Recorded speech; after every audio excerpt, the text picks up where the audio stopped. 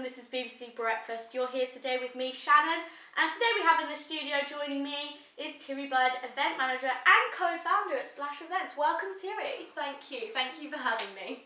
So, as you've seen lately, a frequently occurring story in the news is that businesses are struggling to start up and gather investment these days in today's market. Our researchers have discovered that this is due to poor business management and accounting methods. How have you and your company overcome this? Well, we've overcome this by starting to use the payback method, and this helps us to work out how much is needed to invest and how long it should take to pay that back. Interesting.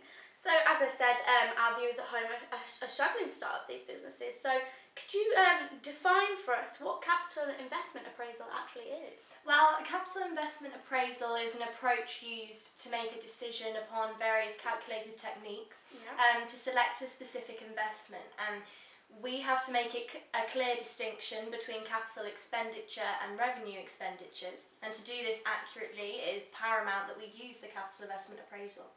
So out of the four capital investment appraisal methods, why have you chosen to use payback? Well, a payback is the most used and it's a popular evaluation technique used by most professionals as a method of the capital investment. And the payback period, it attempts to estimate the time required for a project to begin to pay for itself.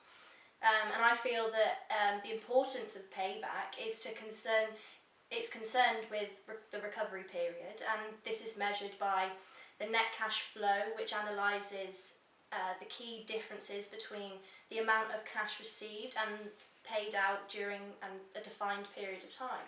So would you say this is a worthwhile method?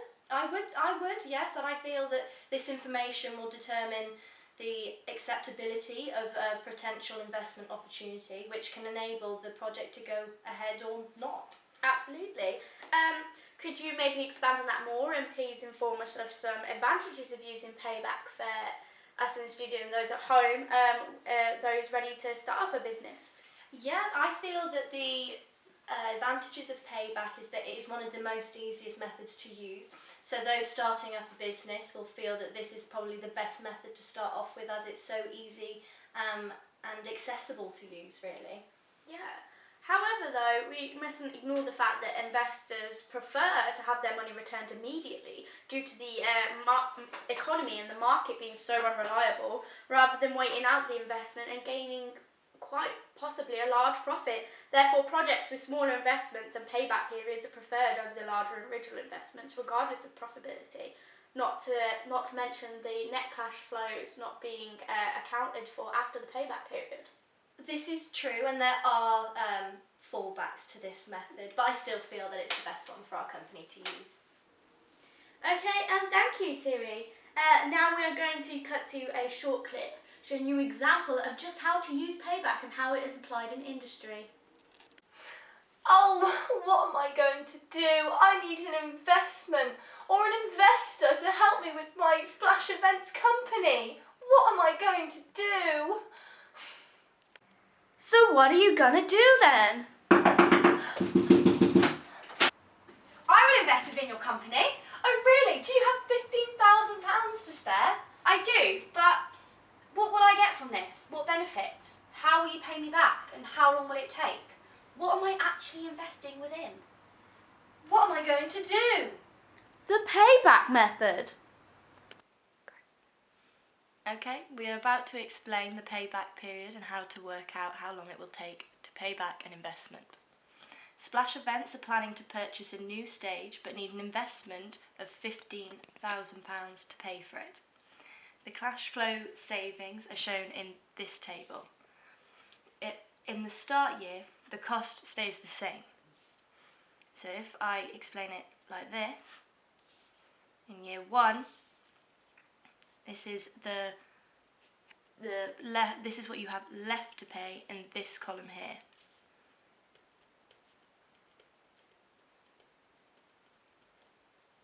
So year one, we have £15,000,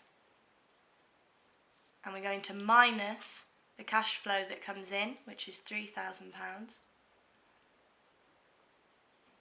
which gives us £12,000. So then in year two, we do £12,000 minus the 4 that we get through our cash flow. Year 3, we do the same. This will give us 8, so we do 8,000 and we minus the 5,000. This will then give us what we go into year 4 with. But the answer to this, as you can see, is 3,000. So we have 3,000 left to pay. But we will still minus the 4,000 because we have not yet paid back the 15,000 we need to. After 3 years, the cost of the stage will have been paid back, as this will have cost £3,000. However, we still have 3,000 to pay, because after these 3 years we would have paid back £12,000, and after 4 years the machine would have been paid back, but with £16,000, which is 1,000 beyond the payback period.